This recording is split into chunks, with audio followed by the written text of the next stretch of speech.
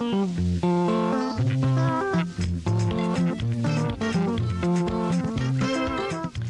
and welcome to the Meet Me in Africa podcast.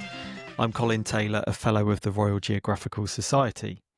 Over the next few episodes, I'm going to be focusing on Kenya.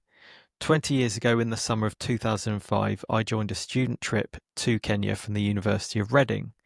We were joined by a group from King's College London on the trip, and each of us raised funds which went towards building a new medical centre in Ahero, a village near the city of Kisumu in western Kenya. Looking back, the trip made a big impression on me, seeing things I struggled to comprehend and meeting fantastic people. When I was there, I recorded a few conversations with the people I met. Several Kenyans working for the organisations involved, as well as Rachel, our Reading University trip coordinator. It occurred to me earlier this year that the 20th anniversary of the trip was coming up, which sparked the idea for this podcast, where 20 years on, I could now share those recordings more widely. I've also been speaking with a few people to better understand how the trip came about through the Kenya Orphan Project and Widows Orphans International Charities. I'm also really interested to hear what the situation is today for the charity, with COP having since become child.org, as well as hearing about how some of the people I met are getting on. Stay tuned for the next episode to hear me speaking with Dr. Dan Magnus, co-founder of COP, and then after that an in-depth conversation with Jacob Onyango, my friend who I met on the building site in Ahero. But now you're going to hear first from the two people those of us that were on the trip most likely met first when we arrived in Kenya, Martin and Vincent.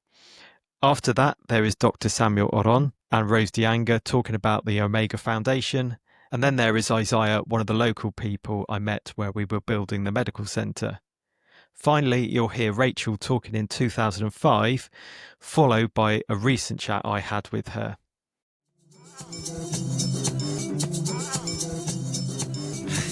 Welcome.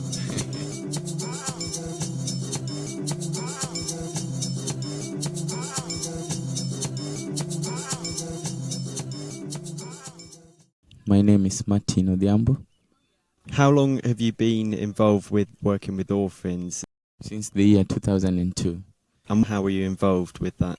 We help them in paying their school fees, giving them accommodation, meeting all their expenses, medical, be it medical, clothing, education, health, everything. And you're a registered charity? Yeah, we are a registered charity. We started before we register. Then the year 2003, we got registered with the Children's Department, because anything to do with children, you must register with the Children's Department. So tell me a little bit about where the funding for it comes from. Yeah, actually, the way we started, we never expect any funding from anybody. We just felt that we can help the few with the little funds we have. And we started some little income generating projects to help these kids. But later on, we met friends from UK, Dan and Owen, and they have been helping us a lot. Though still our income generating projects, still half of what we get there goes to the charity. Yeah. The kids we get from either using school head teachers, those who know them best, or using area chiefs. People can approach us because it is a little organization, a small organization, but it's known. So we can be approached. Someone can come that we have a child who is in real problem, has lost the parents. Then we go and see, witness if it's real, and we actually prove that there is nowhere the child can stay.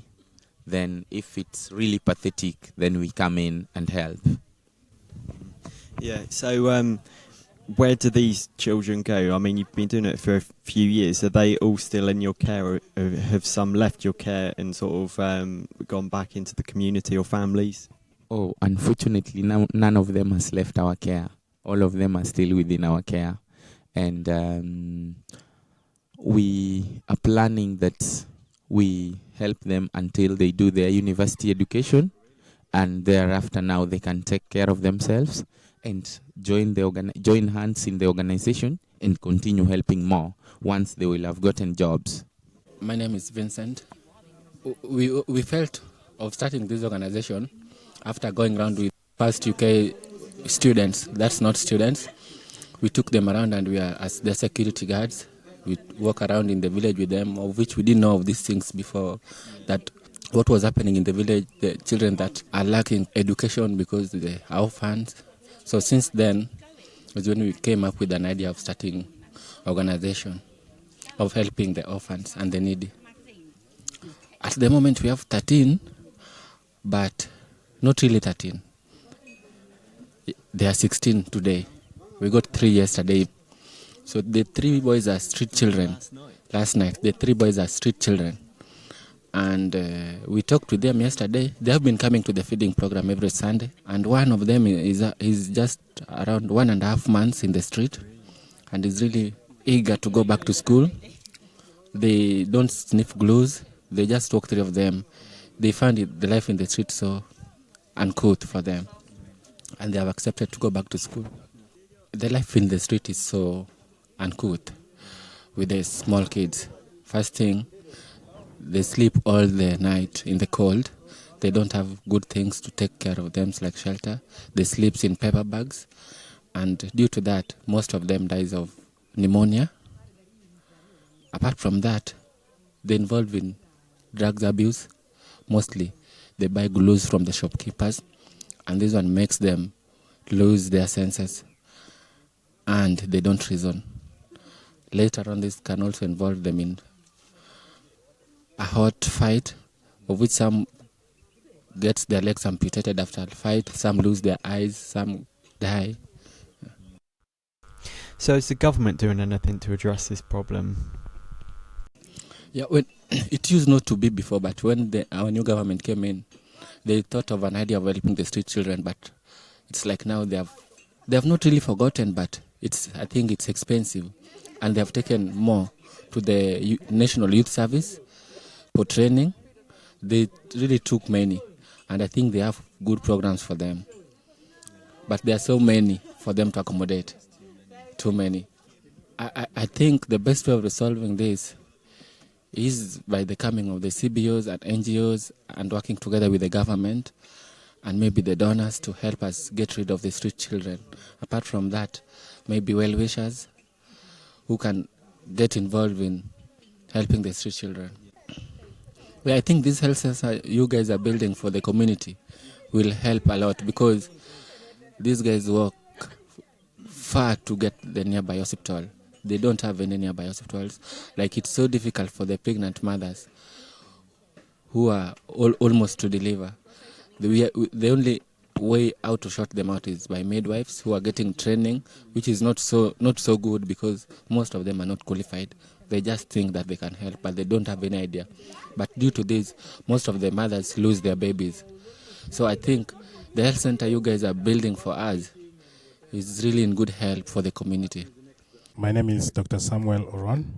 I work for Omega Foundation as a director. Omega Foundation is a local Kenyan NGO. We do programs in the community, orphan support program. We have support for people living with HIV and AIDS in the homes, home-based care programs. Then we also have programs for income-generating activities for widows. As a director, I see to it that all programs are initiated and implemented. New groups are recruited into the programs, and the programs planned and implemented. I have a team of project officers who ensure that these implementations take place. Monitoring and evaluation is done so that we don't leave gaps for maybe later on. It's from the word initiation of the program, it is implemented and monitoring takes place. So that is more or less a self-sustaining program at the end of the day. One of the programs which we have been involved with the Kenya Orphan Projects, the COP, is supporting orphans in various ways, orphan education and orphan health and nutrition. So Dr. Dan came out here over the last few months and sort of built up the feeding project. What has been your involvement with that, and what will your involvement be with that programme in the future? Dr. Dan and Dr. Owen did a great job by putting for us an orphan feeding center. That was a great job. And normally a donor comes in, do a project and hand it over for running to the implementing agency, in this case Omega Foundation. Omega Foundation's involvement with the community is identification of the needy orphans that can benefit from the project. Apart from that, Omega Foundation has to support this project at any stage, because right now our work is to ensure that the children benefit, ensuring that the facility is used for the purpose that is built for. And of course, as you saw, it's not complete, and Dr. Dan and Owen are gone. Ours as Omega Foundation is to ensure that the bit that is remaining will coordinate with Dr. Dan and Owen and any other partners, Comic Relief and everybody else, to ensure that the project is completed and the beneficiaries are benefiting effectively. And more children are going to come in. We are going to identify the needy children. As you see the community here, there are a lot of orphans, the needy orphans. We don't go for all orphans, because there are some orphans who are more needy than others. So just those needy ones that we go for. So ours will be to ensure that the continuity of this project is guaranteed, and it serves the purpose it's made for. And I heard that next year Dr. Dan has got an idea of creating more of a complete programme for next year's project with the Kenya Orphan Project, which involves sort of counselling. Do you know more details of that, like where it's going to be and finances, and whether there's going to be people needed from universities next year for that? Yeah, you see, when you start a thing, you expect it to continue. And especially taking care of orphans. Orphans are young kids going to school, especially the ones we are supporting now.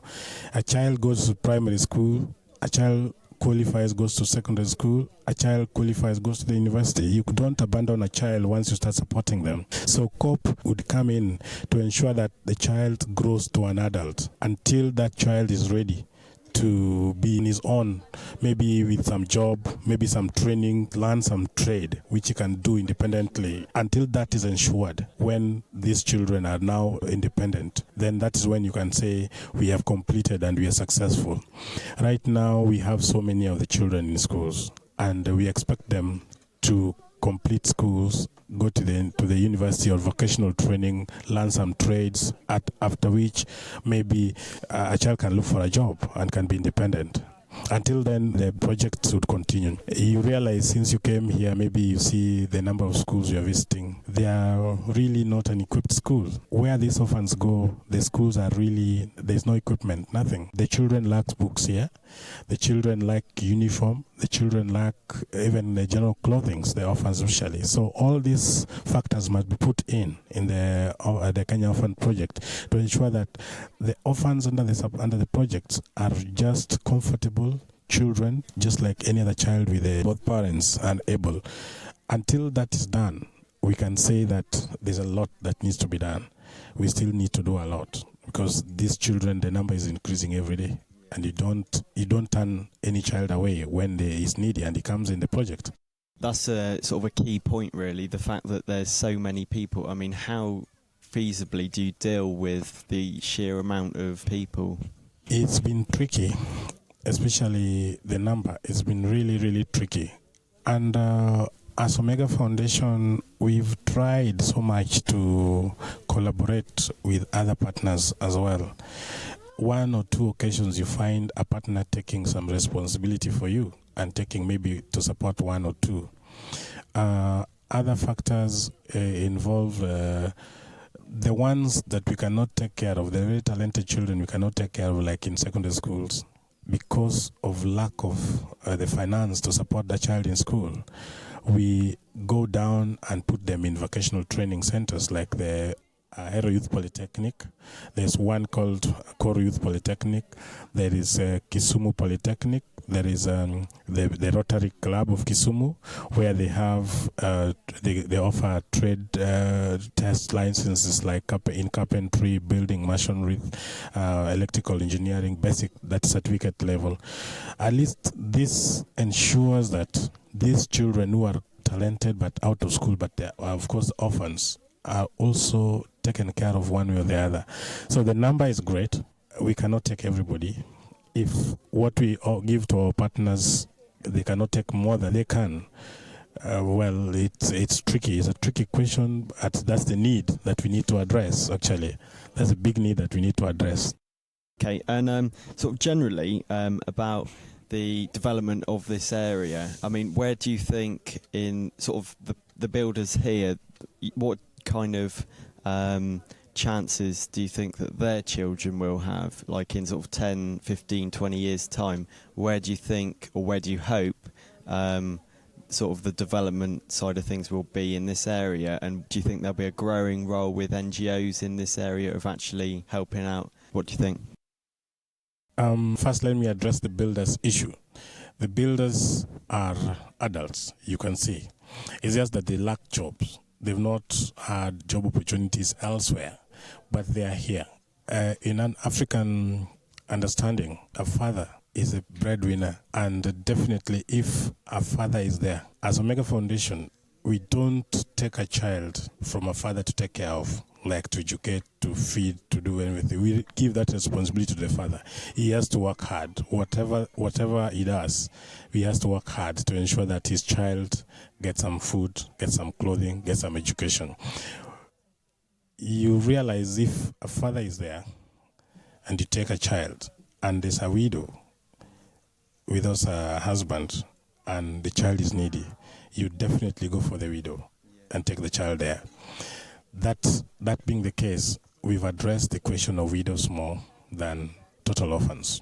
In future, it's tricky because the Kenyan government is trying to bring in projects in the communities, at least to build hospitals, to build schools, to make the roads. But it's not enough because we've had a bad government for many years where all these things were not there. The new government came in and started doing these kind of things, but the way they are doing it is that it's still kind of having some input from what was happening before, whereby you only take your people to do some jobs.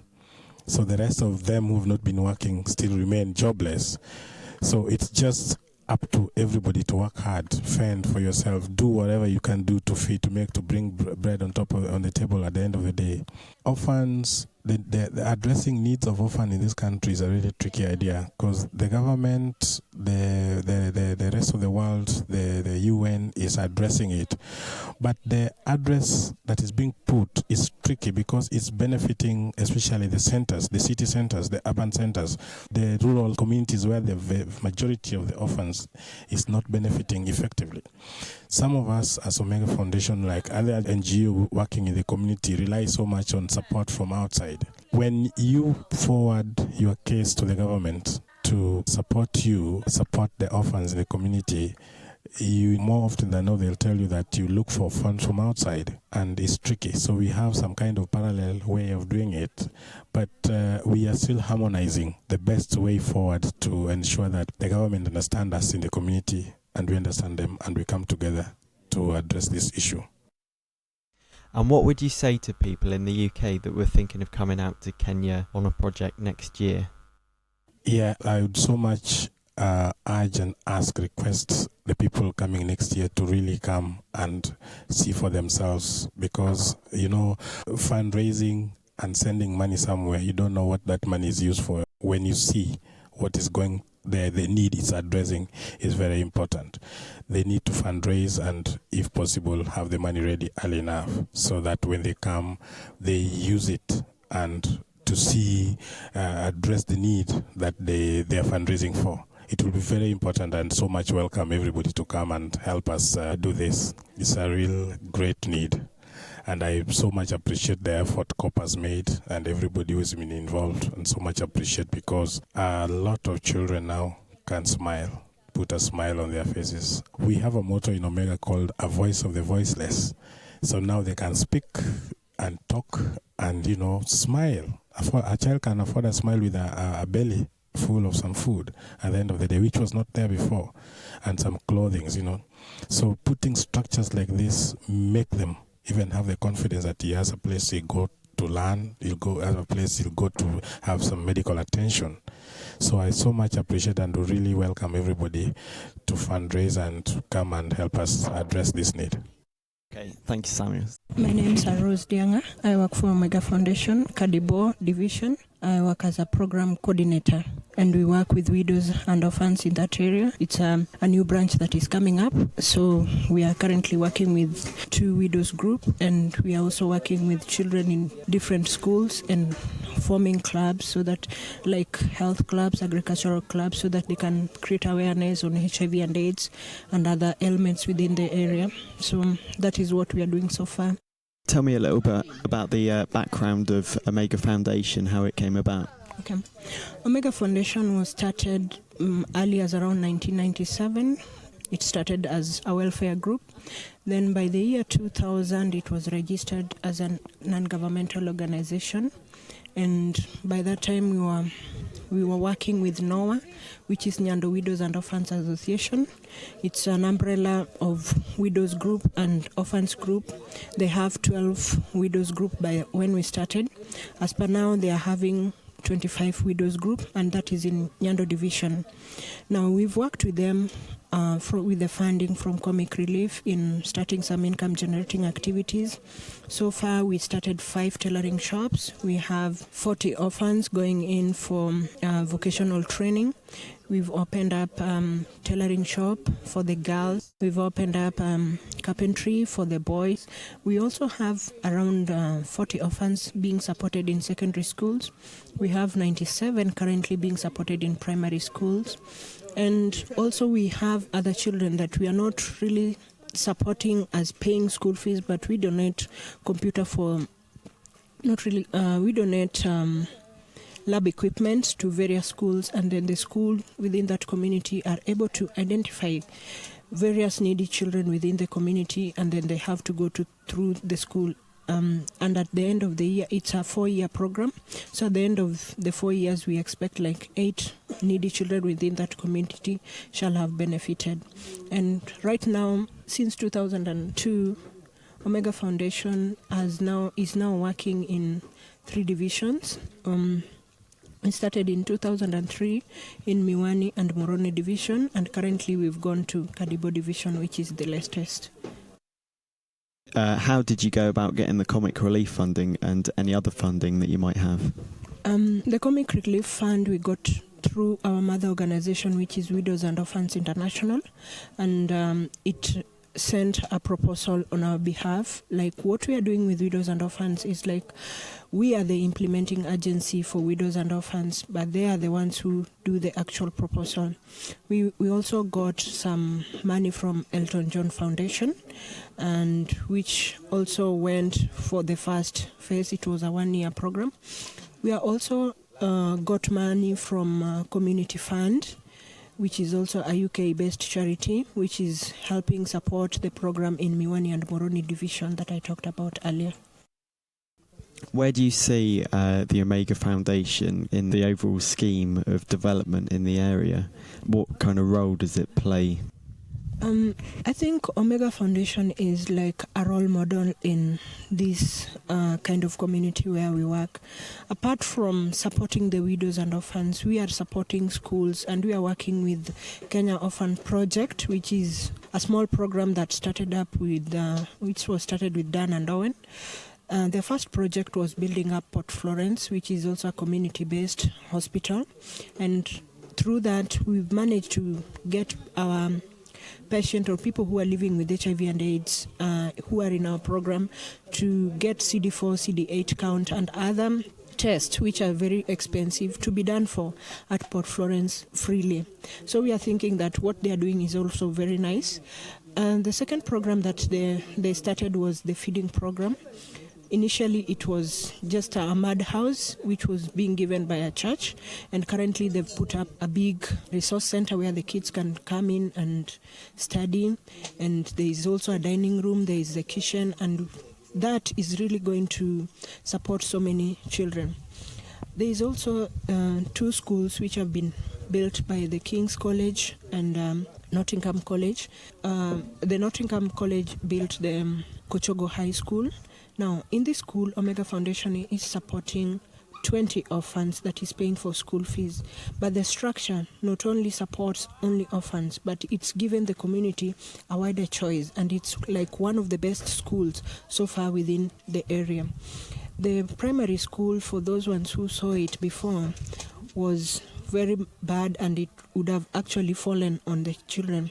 And we are happy that the King's College, through the Kenya Orphan Project, managed to build 8 classrooms for the primary school, and they've also done the offices for the teachers.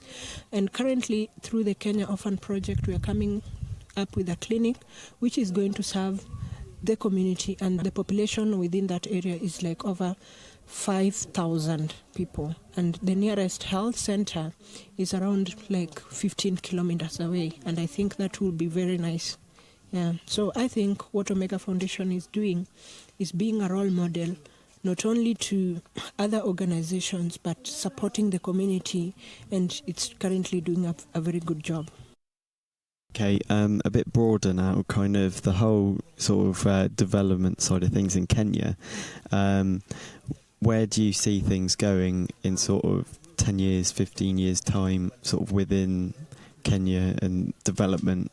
Do you see things that are encouraging, and what kind of things do you think need to happen for more development to take place? I think for better development to take place, there needs to be better infrastructure in Kenya, and so far what I can say, the Kenyan community have also realized that it's them who have to start the projects first so that they can be able to be supported. Yeah. You cannot just sit down and wait for something else to come from somewhere. And I think we are looking at a better Kenya in the near future. If all the infrastructure is done well, then people will be able to move, and health facilities really need to be improved. And with better health, I think Kenyan people can really do well. I then asked Rose about her thoughts on foreign aid.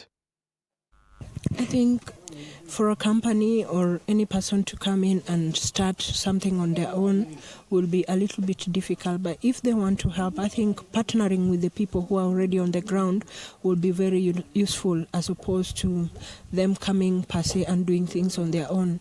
Another way, it will help us also to learn from them. I think instead of just coming and doing things on their own, they need to build the capacity of the Kenyans to be able to do the things on their own, as opposed to just doing them for themselves. Then that way, there's no ownership. Yeah. Okay, my name is Isiah Onyango Oyuga, coming from Kochogo, location Kochogo South, sub-location, in Kisumu, in Nyanza province. Yeah. As I speak here, we are with Colin, interviewing about the project so far going on. This is the building of our local hospital, which has been sponsored by the donors. So what kind of impact do you think this health centre will have on the community? Okay, the health centre will have a lot to assist, because we have been having a lot of calamities, especially being far away from our government hospitals. Especially we are having one in Ahero, which is almost 8 kilometers, but that one cannot help a lot if somebody is critically ill. So I think the first project so far we have seen, we appreciate highly, since this time we will have the nearest so far hospital to help the community, and it is good. I'm happy. It will help community a lot. And how do you think it will help your family? To my family, I think it is very, very nearer to my home ground as I speak now. Only just a kilometer.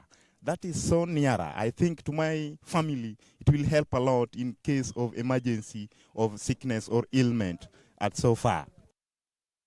Where do you think sort of this place will be in sort of 10, 15 years' time in regards of development? Do you think it'll be a lot more developed? And like your daughter, what kind of chances and hopes do you have for her? Okay, for the near 15 years to come, I think we will celebrate the more project so far, which has been initiated in our region. Especially to the young daughter I'm having, I think the near future, she will be somebody, a grown-up, who will also seek a job opportunities as per concerning the development so far of the medical center brought towards our community to the nearest angle. If you could say something to the people in the UK as regards sort of getting involved with a project such as this, what would you say to them? Okay, to the people of UK, I will more and much invite them to come more and more to this developing country, Kenya, so that they may donate and initiate more projects to our community, especially in Kochogo, location in Nyando constituency. I'm also happy for the interview we have done so far, Collins, and may God bless you. But remember, Kenya, if you'll be back in UK, don't go for good. Yeah. So I came out here last year. I met somebody called Claire at a medicine conference, and medicine is a group of medical students which incorporates lots of different organisations like Amnesty, Fairtrade, and they were having a conference called Students Stop AIDS. And there I met Joshua and Dan from the Widows and Orphans International Charity, and also met Claire, who was organising the trip, and it was a King's College trip. So I signed up to do the project and came along to Kisumu that way, really. And then I saw the scope for building more when I came out here, and thought that it would be nice to have a Reading trip, as I was from Reading University. And so it came about that way, really. That's how I organised this year's trip. I think I coordinated the August trip on my own. I think I must have done it for both the Kings and Reading. There was another trip that came out in August. Yeah. Yeah. So what happened after that for you? So then I stayed and I rented a flat. Jude lived the flat below me. And then I volunteered for the Association for the Physically Disabled of Kenya. And I volunteered as a speech and language therapist there until December. And I came home, I remember the 15th of December. So it was about 4 or 5 months. Yeah. And so how was that experience? I felt like I gained more than they probably gained from me, because I was only just qualified and I didn't really know what I was doing. But I had some really amazing experiences, and I think it highlighted the lack of resources there, actually. People that have had head and neck cancer that were barely getting treatment. And there was just no access to speech and language therapy really for anybody then. I think things have changed now, and there is some access, and I think there's more training now of local people to become speech and language therapists as well, rather than relying on people from abroad who don't understand the cultural element and just won't work as efficiently or effectively. So it was a real eye-opener, but I look back and I think I should have probably worked for a couple of years and then done that. I would have been able to offer a lot more, but in my naivety, I thought I was doing a good thing. But, I think this is the issue with a lot of projects, and the student projects even, is that the models of working has changed now, quite rightly, away from that. And, I think this idea of training up local people to be speech and language therapists and to deliver it themselves is the way forward, certainly from my experience. Yeah. Yeah. I've always been interested in looking at, like I said, the training of local people. And I believe that's up and running. And I still keep in touch with the Association for the Physically Disabled of Kenya, and went back to see them. But yeah, so, I think it gave me a lot, actually, and has meant I've brought a lot into my work, and actually a better cultural understanding of not just, just the general sort of challenges and cultural attitudes that differ. I work with children who have difficulties with feeding, so quite often I'll recommend feeding tubes, particular feeding tubes. I'll say that they're not safe to eat and they need feeding tubes. And I think working in that community in Kenya has meant that I could see the struggles or the worries about tube feeding and can appreciate it from a different point of view, which I hope has made me a better therapist in my UK work. So, yeah, you have been back to Kisumu since? So then I was visiting Vincent on and off for, I'm trying to think now, 2 years. And then we got married over here, and then we went back just for a holiday. And then I've probably been another 2 times since then. So yeah, probably, if you looked at it, it's probably another 10 to 15 times. Yeah, that I've been back. So quite a lot, really. Yeah. if you compared it to the rest on the trip, yeah. So you must have seen some development or change around Kisumu. I would say yes and no. I think if we went back as a group, I think people would be surprised at how it's not changed in lots of ways. If you remember the street boys that were around, they're still there. They will have changed, the actual boys, but there's still an issue. A lot of the buildings are the same standard. It doesn't feel, 20 years, it doesn't feel like a lot of progress has been made in Kisumu in the sense of development. Standard of living for people, I don't think so either. People will say that Kisumu has been sort of badly funded and badly has been neglected from a development point of view, because the government tends to be Kikuyus, and that there's been some discrimination against the Luo tribe, which is the tribe that come from Kisumu, and that could be the case. There are some more major roads that have been built, so you would notice that if we went back, some more main roads. I last went back April 22, so 3 years ago, and there were some, like I said, roads were getting dealt with, but actually shops, restaurants, all the same really. Yeah, not a lot has changed, and certainly not the quality of life or standard of living for people there. Any other sort of reflections on your feelings towards Kenya, what we did? I think, what I took from the trips particularly was that I think everybody left with a real passion.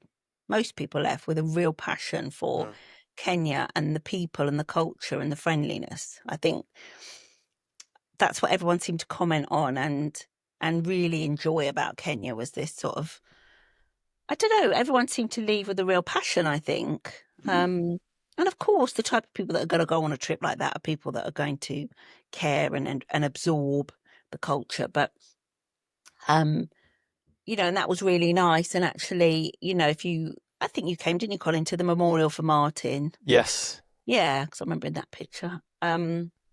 I think that really showed everyone, or showed me anyway, how important the trip was to so many people.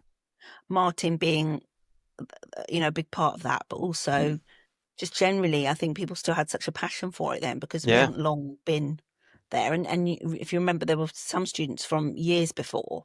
Yeah. And some from trips after yours as well. Yeah. 2006, I was visiting Vincent, and I met some of the students from that trip that I'm still friends with as well. So that was the 2006 trip, I think. Maybe even 2007, I can't remember.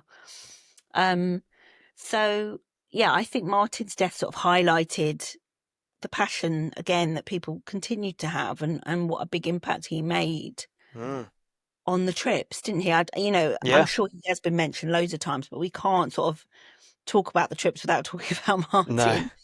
No. Yeah, because I think for him, Vincent and Martin together were such pivotal people, and I think they sort of brought Kenya into the group, and managed really well to sort of engage with us as a group, but also bring their culture in and their understanding of things, and